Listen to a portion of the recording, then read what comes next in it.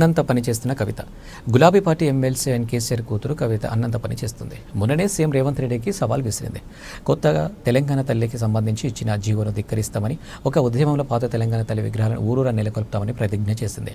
ప్రభుత్వం ఏం చేస్తుందో చూస్తామని అన్నది. కొత్త తెలంగాణ తల్లి విగ్రహాన్ని రేవంత్ రెడ్డి బలవంతంగా ప్రజలపై రుద్దాడని అన్నది. తెలంగాణ తల్లి రూపాన్ని ఇష్టం వచ్చినట్లు మార్చడమే కాకుండా ఎవరైనా ఇదే విగ్రహం పెట్టాలనుకున్నాడని, లేకపోతే కేసులు పెడుతున్నాడని ఆగ్రహించింది.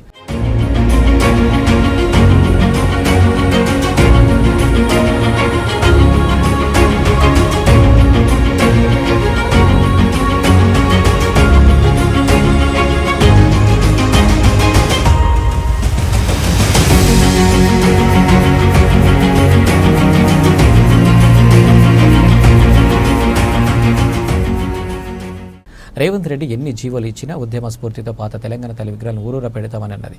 తెలంగాణ జాగృతి బీఆర్ఎస్ ఆధ్వర్యంలోని ఈ కార్యక్రమం చేపడతామని చెప్పింది. వేల సంఖ్యలో తెలంగాణ తల్లి విగ్రహాలను ఆవిష్కరిస్తామని చెప్పింది. బీఆర్ఎస్ జాగృతి ఆధ్వర్యంలో ఈ కార్యక్రమం చేపడతామని చెప్పింది. సరే, చేసినప్పుడు చూద్దాం అనుకున్నారు కొందరు. జైలు నుంచి వచ్చాక సెకండ్ ఇన్నింగ్స్లో యాక్టివ్గా ఉన్న కవిత మొన్న రేవంత్ రెడ్డికి సవాల్ విసిరింది.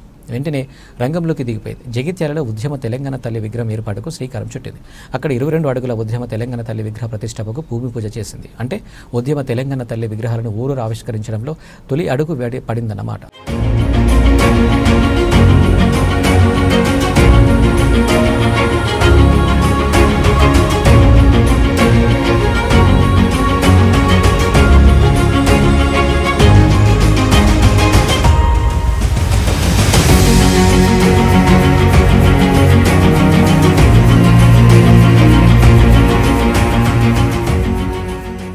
కొత్త తెలంగాణ తల్లి చేతిలో బతుకమ్మ లేకపోవడంతో కవితను తీవ్రంగా కలవరపెడుతుంది.